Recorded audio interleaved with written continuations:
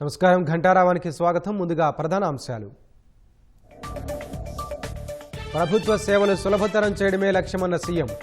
పాలనలో నిబంధనలు సరళతరం చేయాలని ఆదేశం.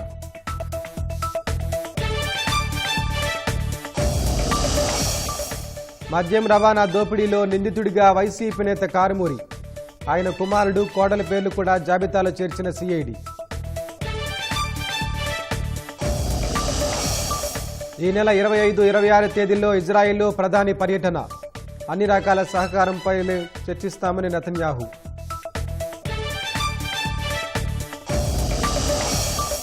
బంగ్లాదేశ్లో నేడు కొలువుదీరనున్న నూతన ప్రభుత్వం. తారిక్ రెహమాన్ ప్రమాణ స్వీకారానికి వెళ్లిన లోక్సభ స్పీకర్.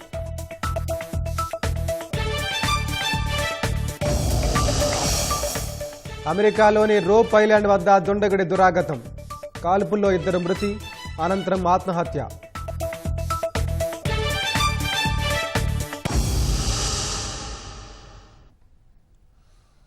పాలనలో నిబంధనలను మరింత సరళీకరించేలా కార్యాచరణ చేపట్టాలని సీఎం చంద్రబాబు అధికారులను ఆదేశించారు.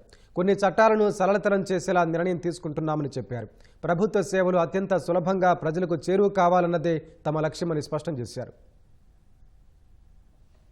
ఉండవల్లిలోని క్యాంపు కార్యాలయంలో రియల్ టైం గవర్నెన్స్ పై ముఖ్యమంత్రి చంద్రబాబు సమీక్ష నిర్వహించారు. టెక్నాలజీ అనుసంధానంతోనే రాష్ట్రంలో సుపరిపాలన సాధ్యమని సీఎం స్పష్టం చేశారు. దీనికి అనుగుణంగా ప్రతి ప్రభుత్వ శాఖ సన్నద్దం కావాలని, సులభతరమైన పౌరసేవల్ని అందించాలని సూచించారు. టెక్నాలజీ పూర్తిగా అందుబాటులోకి వచ్చిన తర్వాత కూడా చెల్లింపులు, ఇతర ప్రభుత్వ సేవల కోసం ఇబ్బందులు ఎదుర్కోకూడదని ఆటోమేషన్ దిశగా అడుగులు వేయాలన్నారు. ప్రజల్లో డిజిటల్ లిటరసీ పెంచేలా చర్యలు చేపట్టాలని దిశానిర్దేశం చేశారు. ప్రభుత్వ ఉద్యోగులు, అధికారులు తమ విధి నిర్వహణ సామర్థ్యాలు మరింత మెరుగుపరుచుకునేలా వివిధ కోర్సుల్లో శిక్షణ తీసుకోవాలని సీఎం సూచించారు. బిల్ గేట్స్ పర్యటన సందర్భంగా ఆర్టీజీఎస్ లో ఇచ్చిన ప్రెజెంటేషన్లు అద్భుతంగా ఉన్నాయని అధికారుల్ని అభినందించారు. Data lake, aware 2.0, WhatsApp governance, people's perception, agent space, APAI search bar, Sanjeevani, Amaravati ప్రాజెక్టులపై చూపిన ప్రెజెంటేషన్లో బిల్ గేట్స్ ను కూడా ఆకట్టుకున్నాయని వెల్లడించారు. భవిష్యత్తులో గేట్స్ ఫౌండేషన్ ద్వారా చేపట్టే ప్రాజెక్టులను రాష్ట్ర అవసరాలకు అనుగుణంగా వినియోగించుకోవాలని సూచించారు. ప్రభుత్వం సంక్షేమ పథకాలు, కార్యక్రమాలు, ప్రాజెక్టుల్లో అమలవుతున్న అత్యుత్తమ ప్రమాణాల్ని అన్నింటా అనుసరించేలా చూడాలని అధికారుల్ని ముఖ్యమంత్రి ఆదేశించారు. తద్వారా ప్రజల నుంచి మంచి అభిప్రాయం వ్యక్తమవుతుందన్నారు. బీసీ, ఎస్సీ, ఎస్టీ, మైనారిటీ హాస్టళ్లలో పరిస్థితులు మెరుగుపడాలని స్పష్టం చేశారు. రాష్ట్రంలో ఎక్కడైనా ఒక బెస్ట్ హాస్టల్ను మోడల్గా తీసుకుని మిగిలిన వాటిలోనూ అవే ప్రమాణాల్ని పాటించేలా చూడాలన్నారు. మహిళలపై జరుగుతున్న నేరాల విషయంలో విజిబుల్ పోలీసింగ్ అత్యంత కీలకమని తేల్చి చెప్పారు. నేరాల రేటును తగ్గించే అంశంలో పోలీసు విభాగం పూర్తి సామర్థ్యం ప్రదర్శించాలన్నారు. వివిధ ప్రభుత్వ శాఖలు డ్రోన్ వినియోగాన్ని పెంచి పౌర సేవల్ని మరింత సరళతరం చేయాలని సీఎం సూచించారు. జేఈఈ మెయిన్స్ ఫలితాల్లో ఏపీ విద్యార్థులు జాతీయ స్థాయిలో సత్తా చాటడం గర్వకారణమని మంత్రి లోకేష్ కితాబిచ్చారు. దేశవ్యాప్తంగా కేవలం 12 మంది విద్యార్థులు 100% సాధించగా అందులో మన రాష్ట్రానికి చెందిన నరేంద్రబాబు గారి మహిత్, పసల మోహిత్ అత్యున్నత ప్రతిభ కనబరచడం అభినందనీయమని ప్రశంసించారు. కఠోర శ్రమ, క్రమశిక్షణతో జాతీయ స్థాయిలో రాష్ట్ర కీర్తిని దశదిశలా చాటిన విద్యార్థులకు హృదయపూర్వక శుభాకాంక్షలు తెలిపారు.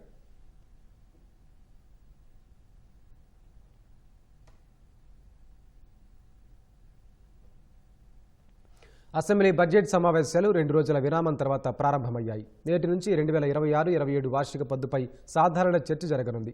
2019-24 మధ్య నాడు నేడు పథకం కింద పాఠశాలల్లో చేపట్టిన పనుల్లో అవకతవకలు, ఇతర అంశాలు, స్వర్ణగ్రామం, స్వర్ణ వార్డు వ్యవస్థల క్రమబద్ధీకరణ, ఆంధ్ర ఒడిశా సరిహద్దు ప్రాంతంలో గంజాయి రవాణా, ఆక్వా రైతులందరికీ ఒకే రకమైన విద్యుత్ రాయితీ తదితర అంశాలపై సభ్యులు అడిగిన ప్రశ్నలకు ప్రశ్నోత్తరాల సమయంలో సంబంధిత శాఖ మంత్రులు సమాధానం ఇవ్వనున్నారు. మున్సిపల్ చట్టాల్లో 2 సవరణ బిల్లును మంత్రి నారాయణ, విద్యుత్ సుంకం సవరణ బిల్లును మంత్రి గుట్టిపాటి రవికుమార్ ప్రవేశపెట్టనున్నారు. మరోవైపు శాసన మండలిలో బడ్జెట్పై సాధారణ చర్చ ప్రారంభించనున్నారు. గ్రామాల్లో మౌలిక సదుపాయాలు, ఆడబిడ్డ నిధి పథకం, యురేనియం గనుల తవ్వకం, పర్యావరణ అంశాలు, పేదలకు ఇళ్ల స్థలాలు, ప్రభుత్వ భూముల ఆక్రమణలు, ప్రభుత్వ ఆసుపత్రులు, పీహెచ్సీల్లో మందుల నాణ్యత, నిరుద్యోగ యువతకు ఆర్థిక సాయం వంటి అంశాలపై సభ్యులు అడిగిన ప్రశ్నలకు మంత్రులు సమాధానాలు ఇవ్వనున్నారు.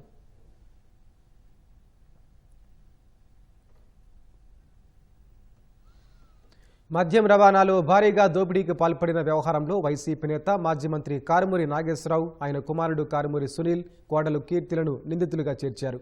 వీరితో పాటు చిత్తూరు వైసీపీ ఇన్ఛార్జ్ ఎర్రచందనం స్మగ్లర్ ఎంసీ విజయానందరెడ్డి, అప్పటి వైసీపీ నేత ఉదయభాను అల్లుడు నరసింహారెడ్డి పేరును కూడా నిందితుల జాబితాలో చేర్చారు.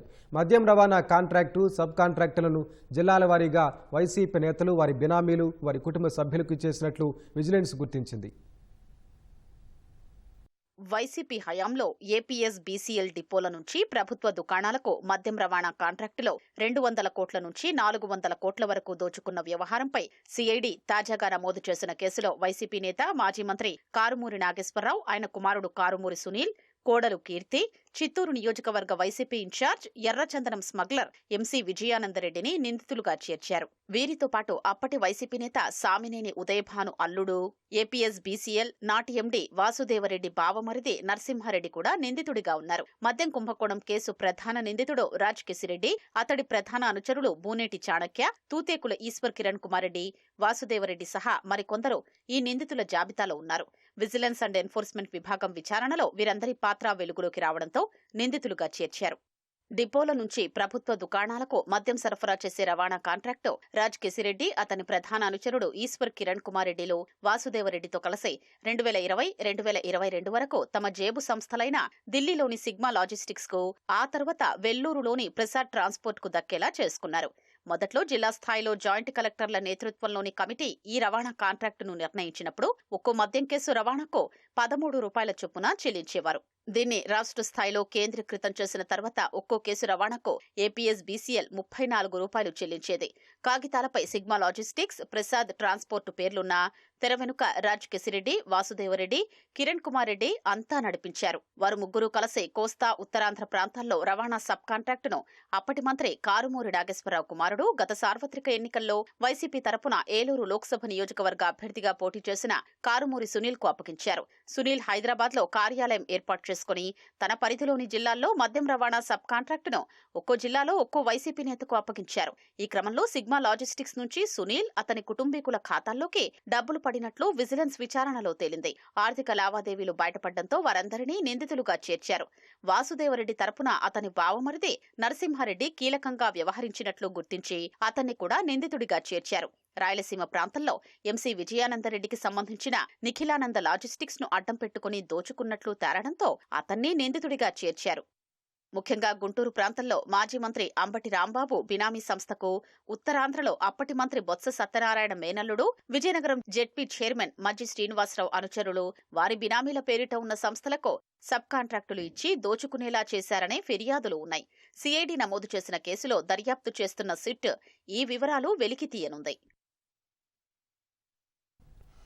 పోలీసులు యాంత్రిక ధోరణిలో లుకౌట్ సర్క్యులర్ జారీ చేస్తున్నారని హైకోర్టు ఆక్షేపించింది. దర్యాప్తునకు సహకరిస్తున్నారా, లేదా అరెస్టు నుంచి తప్పించుకోవాలనుకుంటున్నారా, లేదా పరిగణలోకి తీసుకోకుండా పోలీసులు ఎల్ఓసి జారీ చేస్తున్నారని తప్పుపట్టింది. విశాఖపట్నం మహిళా అర్బన్ పోలీస్ స్టేషన్లో గతేడాది నమోదైన వరకట్న వేధింపుల కేసులో పోలీసులు ఎల్ఓసి జారీ చేశారని, దానిని కొట్టేయాలని కోరుతూ విశాఖపట్నానికి చెందిన వెంకట అరుణ్ కిరణ్ హైకోర్టులో వ్యాజ్యం వేశారు. కేసుల విచారణ కోసం దుబాయ్ నుంచి విశాఖ వచ్చిన తనకు ఎల్ఓసి గురించి తెలిసిందన్నారు. ఎలక్ట్రికల్ టెక్నీషియన్గా పనిచేస్తున్న తనను విశాఖ నుంచి దుబాయ్కి వెళ్లేందుకు అనుమతించాలని విన్నవించారు. సకాలంలో దుబాయ్ వెళ్లకపోతే ఉద్యోగం కోల్పోయే ప్రమాదం ఉందన్నారు. ఎల్ఓసిని రద్దు చేస్తే విశాఖపట్నం కోర్టులో జరిగే విచారణకు అరుణ్ గైర్హాజరయ్యే ప్రమాదం ఉందని పోలీసుల తరపున సహాయ ప్రభుత్వ న్యాయవాది ప్రతిపాదించారు. వ్యాజ్యాన్ని కొట్టేయాలని కోరారు. వాదనలు విన్న న్యాయమూర్తి పిటిషనర్ క్రమం తప్పకుండా దిగువ కోర్టు విచారణకు హాజరవుతున్న, దర్యాప్తు సంస్థకు సహకరిస్తున్న, ముందస్తు నోటీసు ఇవ్వకుండా ఎల్ఓసి జారీ చేయడం చట్టవిరుద్ధమని వ్యాఖ్యానించారు. 498A కేసులో ఆరోపణలు తీవ్రమైనవి కాదని, తీవ్ర నేరాలకు పాల్పడిన నిందితులను నిర్బంధించడం లేదా విచారణకు సహకరించేలా చూడటానికి మాత్రమే పోలీసులు ఎల్ఓసి జారీ చేయాలని కేంద్ర హోంశాఖ స్పష్టమైన ఉత్తర్వులు ఇచ్చిందని చెప్పారు. ఐపీసీ సెక్షన్ 498A కేసులో నిందితుడిగా ఉన్న ఓ వ్యక్తిపై ఎల్ఓసి జారీ చేయడాన్ని తప్పుపట్టారు. వైవాహిక వివాదాల్లో ఎక్కువ కేసులు రాజీతో ముగుస్తున్నాయని, కొన్ని సందర్భాల్లో కేసు విచారణకు రావాలని ఎక్కువ సమయం పడుతుందని గుర్తు చేశారు. పిటిషనర్ దర్యాప్తునకు సహకరిస్తున్నారని, పోలీసులు జారీ చేసిన ఎల్ఓసిని కొట్టేస్తూ హైకోర్టు న్యాయమూర్తి జస్టిస్ కె శ్రీనివాసరెడ్డి తీర్పు ఇచ్చారు.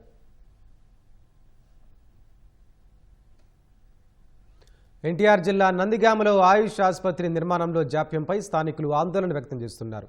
ఆయుర్వేద, హోమియో, యోగా, సిద్ధ, యునాని, ప్రకృతి వైద్యం అభివృద్ధికి కేంద్రం చర్యలు చేపట్టగా గత టీడీపీ ప్రభుత్వం దానిని అందిపుచ్చుకుని నిర్మాణం చేపట్టింది. వైసీపీ హయాంలో నిర్మాణం మధ్యలోనే నిలిచిపోయింది. తర్వాత కూటమి ప్రభుత్వ చొరవతో ఆసుపత్రి విస్తరణకు కేంద్రం మరింత తోడ్పాటు అందించింది. ప్రస్తుతం ఆయుష్ ఆసుపత్రి నిర్మాణ పనులు నత్తనడకన సాగుతుండడం, ఆసుపత్రి మరో ప్రాంతానికి తరలి వెళ్తుందన్న వార్తలపై స్థానికులు ఆందోళన వ్యక్తం చేస్తున్నారు. ఎన్టీఆర్ జిల్లా నందిగామ నియోజకవర్గంలో ఆయుర్వేద వైద్యాన్ని అందించాలనే లక్ష్యంతో 100 పడకల ఆసుపత్రి నిర్మాణానికి 2016లో టీడీపీ ప్రభుత్వం 16 సెంట్లు సేకరించింది. 20 లక్షల నిధులు మంజూరు చేసి 2018లో నిర్మాణం ప్రారంభించింది. తొలుత యోగా, ప్రకృతి వైద్యం విభాగాలు మంజూరు కాగా ఎమ్మెల్యే తంగిరాల సౌమ్య చొరవతో ఆయుర్వేదం, హోమియో వైద్యం అందించేందుకు నిర్ణయించారు.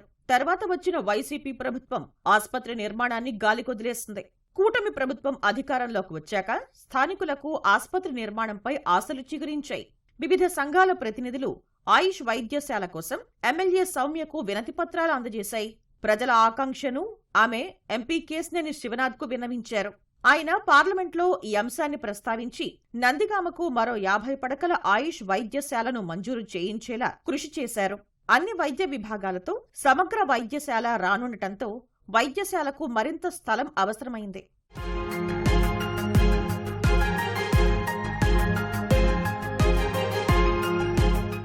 గత టీడీపీ ప్రభుత్వం హనుమంతుపాలెం వద్ద 2000 టిడ్కో ఇళ్ల నిర్మాణానికి 25 ఎకరాలను కేటాయించింది. ఆ ప్రాంతంలో ఆయుర్వేద ఆసుపత్రి నిర్మిస్తే దాదాపు 100 గ్రామాల ప్రజలకు ఉపయోగపడుతోందని జగ్గయ్యపేట, ఇబ్రహీంపట్నం నియోజకవర్గ ప్రజలకు రవాణా సులభంగా ఉంటుందని భావించారు. ఈ క్రమంలో ఆయుష్ శాఖ 50 సెంట్లు అడిగితే హనుమంతుపాలెం గ్రామంలో 3.08 ఎకరాలను జిల్లా యంత్రాంగం కేటాయించింది. ఆసుపత్రికి 17 కోట్లతో అంచనాలు రూపొందించిన కేంద్రం తొలి విడతగా 7 కోట్లు విడుదల చేసింది. భవిష్యత్తులో వైద్య కళాశాల, పరిశోధనా కేంద్రం వస్తాయని మంత్రి సత్యకుమార్ చెప్పడంతో స్థానికులు మరింత సంతోషించారు. ప్రస్తుతం ఆసుపత్రి పనులు 1 అడుగు ముందుకు 2 అడుగులు వెనక్కి అన్న రీతిలో సాగుతుండటంపై స్థానికులు ఆందోళన వ్యక్తం చేస్తున్నారు. ఇక్కడ ఆయుష్ హాస్పిటల్ కనుక నిర్మాణం జరిగితే ఎంతోమంది ప్రజలకు మంచి వైద్యం అందుతుందని చెప్పేసి ఈ గ్రామస్తులు కానీ ఈ పరిసర ప్రాంత ప్రజలు ఎంతో సంతోషం వ్యక్తం చేశారు శంకుస్థాపన జరిగినప్పుడు. కానీ ఈ పనులు ఇక్కడ ప్రారంభం కాకపోవడం కొంచెం మేము ఇబ్బంది పడుతున్నాము. ఒకవేళ దయచేసి ఇక్కడ త్వరగా పనులను మీరు త్వరగా ప్రారంభించవలసిందిగా అధికారుల దృష్టికి తీసుకెళ్లి ఎంతోమంది ప్రజానికానికి మేలు చేయవలసిందిగా మా యొక్క విన్నపం. ప్రైవేట్ వైద్యానికి లక్షలు ఖర్చు పెడుతున్నాం, మా వల్ల కావట్లేదు. ఇక్కడ దగ్గరలో హాస్పిటల్ ఉంటే కొంచెం మంచిగా ఉపయోగపడుతుందని ఆలోచిస్తున్నాం. చుట్టుపట్టు 10 మైళ్ళు పోవాల్సి వస్తుంది. ఆసుపత్రి మట్టుకు తొందరలో తయారు చేయండి అయ్యా. మొత్తం పేదవాళ్ళను అయ్యా, మేము ఉండోలేం కాదు. మేము ఆ ఆసుపత్రి దయచేసి కట్టండి. ఇది ఎటు కూడా తరలి వెళ్లకుండా ఇక్కడే ఈ ప్రాంతంలోనే నిర్మించాలనేది మా ఆకాంక్ష అండి. తక్కువ ఖర్చుతో పేదలకు హోమియో, ఆయుర్వేద చికిత్సలు అందించేందుకు నందిగామకు తెచ్చిన ఆసుపత్రి మరో ప్రాంతానికి తరలిపోకుండా త్వరితగతిన పూర్తి చేసి దశాబ్దాల ఆ ప్రాంతవాసుల కలను సాకారం చేయాలని ఆయుర్వేద, హోమియో వైద్యులు సైతం ప్రభుత్వాన్ని కోరుతున్నారు. ఈ వెనుకబడ్డ ప్రాంతానికి వచ్చిన ఈ ప్రాజెక్టుని ఎట్టి పరిస్థితుల్లో వెళ్లకుండా చూడాలని వాళ్ళందరూ కూడా ఎంతో ఆందోళనతో ఎదురు చూస్తున్నారు. అయితే దురదృష్టవశాత్తు మరి ఇది బయటికి పోతుందని మరి వార్తలు వస్తున్నాయి. దయచేసి ఎమ్మెల్యే గారి అభ్యర్థిని ఎంపీ గారు కూడా పరిగణలో తీసుకొని ఇక్కడ ప్రాంత ప్రజల ఆకాంక్షల్ని, వాళ్ళ యొక్క మనోభావాల్ని చేసుకొని తప్పకుండా దీన్ని సాకారం చేస్తారని, నందిగామ ప్రజల కళల్ని సాకారం చేస్తారని నేను కోరుకుంటున్నాను. విశాఖలో అంతర్జాతీయ ఫ్లీట్ రివ్యూకు యుద్ధ నౌకలన్నీ సమాయత్తమవుతున్నాయి. నౌకల పూర్తి రిహార్సల్స్ ఇవాళ నిర్వహించనున్నారు. బుధవారం రాష్ట్రపతి ద్రౌపది ముర్ము యుద్ధ నౌకల సమీక్షకు హాజరై వాటి నుంచే గౌరవవందనం స్వీకరించనున్నారు. దాదాపు 70 దేశాల నుంచి నౌకాదళ బృందాల ప్రతినిధులు ఫ్లీట్ రివ్యూ కోసం విశాఖ చేరుకున్నారు.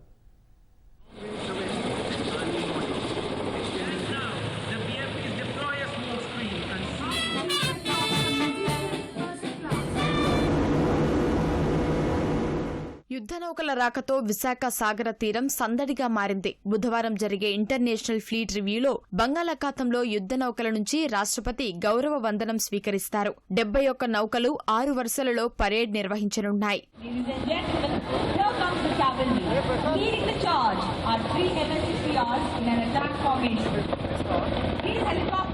అత్యంత ప్రతిష్టాత్మకంగా జరిగే ఈ నౌకాదళ పండుగ కోసం విన్యాసాలలో ఎక్కడా పొరపాట్లు జరగకుండా ఉండేందుకు ప్రతినిత్యం సాయంత్రం ఆర్కే బీచ్లో రిహార్సల్స్ జోరుగా సాగుతున్నాయి. గగనతలంలో యుద్ధ విమానాలు, హెలికాప్టర్ల సందడి సందర్శకులను అబ్బురపరుస్తోంది.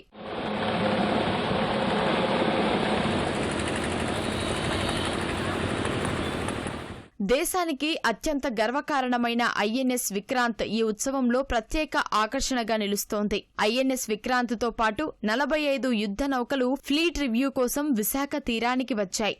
ఐఎఫ్ఆర్లో పాల్గొనేందుకు 19 విదేశీ యుద్ధ నౌకలు కూడా విశాఖలో లంగరు వేశాయి. రాష్ట్రపతి ద్రౌపది ముర్ము ఈ సాయంత్రం 4:45 ఢిల్లీ నుంచి విశాఖకు ప్రత్యేక విమానంలో చేరుకుంటారు. నౌకాదళ ఎయిర్ స్టేషన్ ఐఎన్ఎస్ డేగ వద్ద రాష్ట్రపతికి గవర్నర్ జస్టిస్ అబ్దుల్ నజీర్, ఉప ముఖ్యమంత్రి పవన్ కళ్యాణ్ స్వాగతం పలుకుతారు. తూర్పు నౌకాదళంలోని చోలా సూట్లో రాష్ట్రపతి బస చేస్తారు. సీఎం చంద్రబాబు బుధవారం ఉదయం విశాఖ చేరుకుని ఫ్లీట్ రివ్యూ కోసం రాష్ట్రపతికి నేవల్ జెట్టి వద్ద స్వాగతం పలుకుతారు. బంగాళాఖాతంలో ఇంటర్నేషనల్ ఫ్లీట్ రివ్యూను ఆమె నిర్వహిస్తారు. ఐఎన్ఎస్ సుమేధలో రాష్ట్రపతి ఉండగా దాని ముందు నుంచి వెళ్లే 71 నౌకాదళ, విదేశీ, కోస్ట్ గార్డ్, వాణిజ్య నౌకల నుంచి పరేడ్ పరిశీలిస్తారు. రివ్యూ తర్వాత నేరుగా ఆమె ఐఎన్ఎస్ డేగాకు చేరుకుని ఢిల్లీ పయనమవుతారు. సీఎం చంద్రబాబు కూడా బుధవారం మధ్యాహ్నం రాష్ట్రపతికి వీడ్కోలు పలికి ఉండవల్లి పయనమవుతారు. అంబేద్కర్ కోనసీమ జిల్లా గన్నవరం అక్విడెక్ట్ రోడ్డు వంతెనపై ఓ రేసింగ్ పావురం సందడి చేసింది. చూడచక్కని రంగులతో వయ్యారంగా సంచరిస్తున్న కపోతాన్ని చూసేందుకు స్థానికులు ఆసక్తి చూపారు. పావురం గాలికి తెలుపు, ఎరుపు రంగుల బ్యాండ్ ఉండటంతో రేసింగ్ పావురంగా భావిస్తున్నారు. పావురాలతో పందాలాడేవారు దూర ప్రాంతాల్లో వీటిని విడిచిపెట్టి నిర్ణీత సమయానికి గమ్యానికి చేరుకుంటే విజేతగా ఎంపిక చేస్తారని పక్షి ప్రేమికులు చెబుతున్నారు. మెరుపు చూడడానికి వచ్చి పోవడం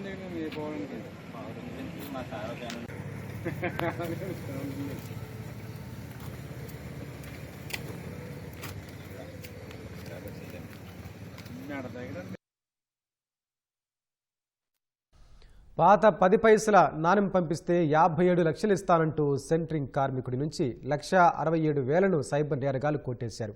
హైదరాబాద్ కోకటిపల్లికి చెందిన కార్మికుడు రాజయ్య యూట్యూబ్లో పాత నాణ్యాలు 3 నోట్లు కావాలని ప్రకటన చూశాడు. దీనికి ఆకర్షితుడై సదరు వ్యక్తిని సంప్రదించగా నితిన్ కుమార్ సింగ్ అంటూ ఒకరు మాట్లాడారు.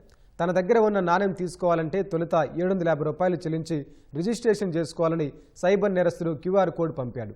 రిజిస్ట్రేషన్ సహా ఇతర పేర్లతో 12,300 రూపాయలు వసూలు చేశాడు. Cash management service van, GST వంటి కారణాలు చెప్పి రాజయ్య నుంచి సైబర్ నేరస్తుడు 1,67,000 రూపాయలు వసూలు చేశాడు. ఎంతకీ డబ్బు పంపించకపోవడంతో మోసపోయినట్లు గుర్తించిన బాధితుడు సైబరాబాద్ సైబర్ క్రైమ్ పోలీసులకు ఫిర్యాదు చేశారు.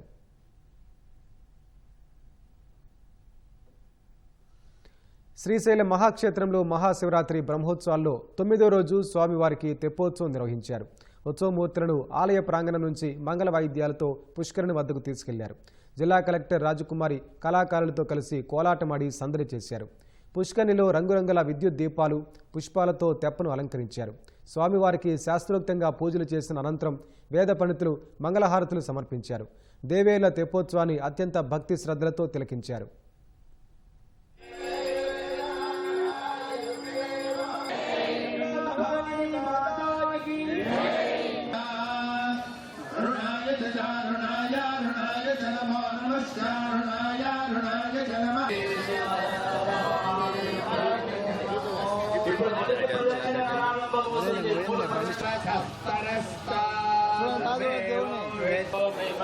అన్నయ్య వస్తాడు, కొద్దిగా క్లియర్ చేయి.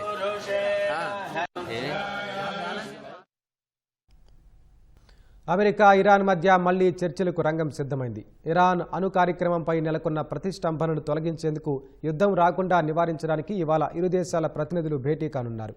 గత వారం ఒమన్ వేదికగా తొలి దశ చర్చలు జరగ్గా ఇప్పుడు స్విట్జర్లాండ్లోని జెనీవాలో రెండో దశ చర్చలు జరగనున్నాయి. ఈ చర్చలకు కూడా ఒమన్ మధ్యవర్తిగా వ్యవహరిస్తోంది. అమెరికాతో అణు చర్చల కోసం ఇరాన్ విదేశాంగ మంత్రి అబ్బాస్ అరాగ్చి జెనీవాకి వెళ్లారు. ఆయన వెంట ఉన్నత స్థాయి ప్రతినిధి బృందం కూడా వెళ్లింది. అక్కడ అంతర్జాతీయ అణుశక్తి సంస్థ IAEA డైరెక్టర్ జనరల్ ను అరాగ్చి కలిశారు. స్విట్జర్లాండ్, ఒమన్ విదేశాంగ మంత్రులతోనూ ఆయన సమావేశం కానున్నారు. ఇరాన్తో రెండో దశ చర్చల కోసం అమెరికా అధ్యక్షుడు డొనాల్డ్ ట్రంప్ తన ప్రత్యేక ప్రతినిధులు స్టీవ్ విట్కాఫ్, జారెడ్ కుష్నర్లను పంపించారు. ఈసారి చర్చలు కేవలం అణు ఒప్పందాలకే పరిమితం కావడం లేదు, ఆర్థిక ప్రయోజనాలే ప్రధాన అజెండాగా మారాయి. అమెరికాతో ఒప్పందం కుదుర్చుకోవడానికి ఇరాన్ కొన్ని భారీ ప్రతిపాదనలు తీసుకొచ్చింది. ఇంధన రంగం, మైనింగ్, విమానయాన రంగాల్లో అమెరికాకు లాభం చేకూర్చే ఒప్పందాలకు తాము సిద్ధంగా ఉన్నామని ఇరాన్ దౌత్యవేత్తలు స్పష్టం చేస్తున్నారు. అమెరికాలో మరోసారి తుపాకీ గర్జించింది. రోడ్ ఐలాండ్లోని లించ్ ఎరీనా అనే ఇండోర్ హాకీ స్టేడియంలో దుండగుడు కాల్పులకు తెగబడ్డాడు. ఈ ఘటనలో నిందితుడు సహా మరో 2 మృతి చెందారు. దుండగుడు తనను తాను కాల్చుకుని ఆత్మహత్య చేసుకున్నట్లు తెలిసింది. కాల్పుల్లో తీవ్రంగా గాయపడ్డ మరో 3కి స్థానిక ఆసుపత్రిలో చికిత్స అందిస్తున్నారు. వారి పరిస్థితి విషమంగా ఉన్నట్లు సమాచారం. ఒక్కసారిగా కాల్పులు చోటు చేసుకోవడంతో అక్కడ హాకీ ఆడుతున్న హైస్కూల్ విద్యార్థులు తీవ్ర భయాందోళనకు గురయ్యారు. ఘటనా స్థలం నుంచి దూరంగా పరుగులు తీశారు. కుటుంబ సభ్యులతో జరిగిన వివాదం కారణంగా దుండగుడు సహనం కోల్పోయి ఈ ఘాతుకానికి తెగబడ్డట్లు పోలీసులు తెలిపారు. అతడికి మానసిక సమస్యలున్నట్లు కుటుంబ సభ్యులు తెలిపారు. బంగ్లాదేశ్లో ఇవాళ నూతన ప్రభుత్వం కొలువుదీరనుంది.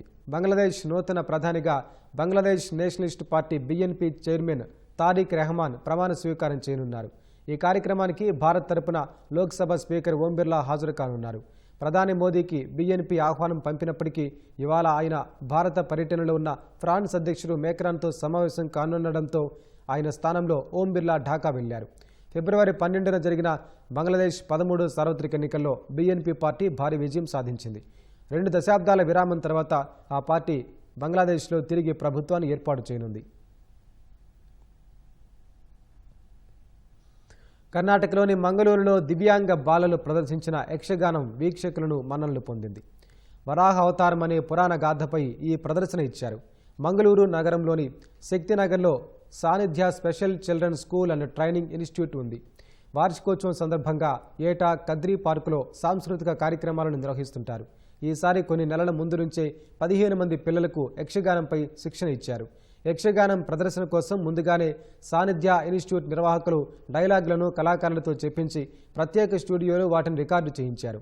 ఆ రికార్డెడ్ డైలాగులను కద్రీ పార్కులో ఏర్పాటు చేసిన స్టేజ్పై ప్రదర్శించారు. ఈ డైలాగులకు అనుగుణంగా దివ్యాంగ బాలలు జీవకళ ఉట్టిపడేలా భావ వ్యక్తీకరణ చేశారు. యక్షగాన కళారూపం ప్రదర్శనకు కద్రీ ఏరియాకు చెందిన కళాకారుడు శరత్ కుమార్ కద్రీ దర్శకత్వం వహించగా సుజీత్ కుమార్ సహాయ దర్శకుడిగా వ్యవహరించారు.